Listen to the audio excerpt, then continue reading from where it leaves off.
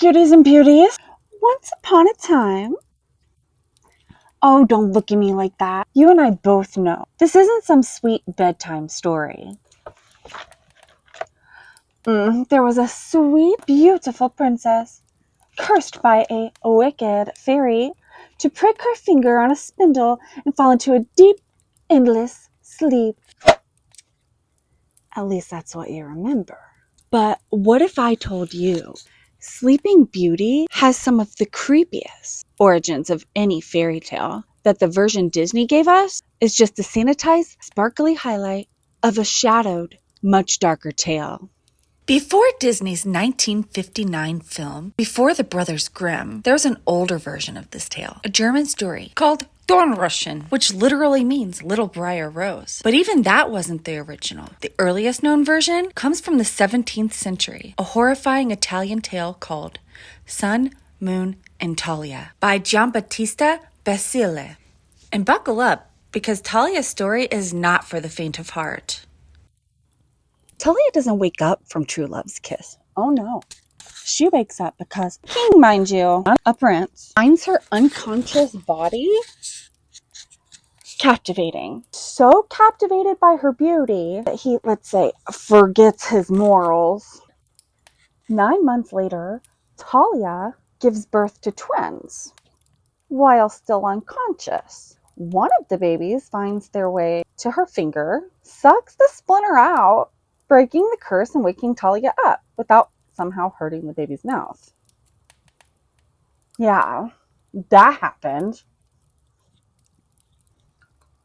And it gets worse because the king is married. His wife, the queen, is understandably furious when she finds out about the king and Talia and their babies. So she weirdly orders the babies to be cooked and served to her husband. Cannibalism, because why not? Everything else in this story is weird. Luckily, the cook hides the children, and in the end, the king burns his wife and marries Talia instead. Because that's a happy ending.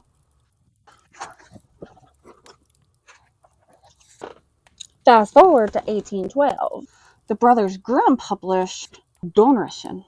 They strip out the more horrifying details. No kings assaulting sleeping women, no cannibalism, but they don't remove the weirdness.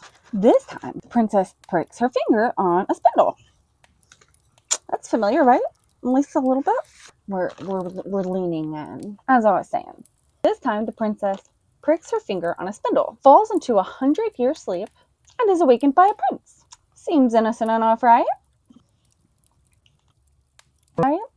But there's one small unsettling detail. In some versions, the prince doesn't kiss her awake. Oh no.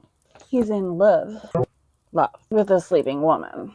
The idea of some random guy wandering into a castle of frozen people and deciding, yep, this unconscious girl is the one, is, let's see, questionable, to say the least. Weird. It's weird. By the time Disney got a hold of the tale in 1959, they stripped the story of anything too unsettling. Aurora, our Sleeping Beauty, pricks her finger, falls into a peaceful sleep, and is awakened by the kiss of a handsome prince. Yep, Simple, sweet, safe. But here's something you might not know. Disney's Sleeping Beauty is heavily inspired by Swan Lake. Disney didn't just adapt a fairy tale. He borrowed heavily from a classical ballet.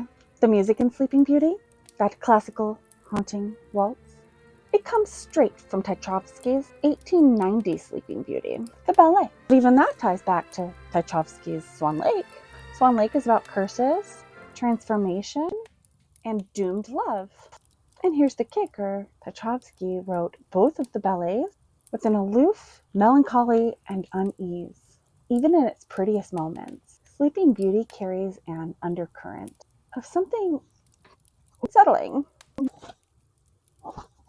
And that's what makes this story so creepy. Think about it. At its core, this is a story about a girl losing all control. She's cursed as a baby. She has no say in her fate. She falls into a coma, completely helpless. She's awakened by a stranger who decides her future for her. Whether it's the disturbing origins of Sun, Moon, and Talia, or the weirdness of Grimm's Dornröschen, or even the dreamlike eeriness of the ballet, Sleeping Beauty is unsettling because it's a horror story disguised as a fairy tale. But you'll be exploring how eerie fairy tales are with me from now on. And now that you know the truth, will you ever look at it the same way again? Thank you for choosing Eerie Air, where the happy tales are only half the story. Until next time. See you next time.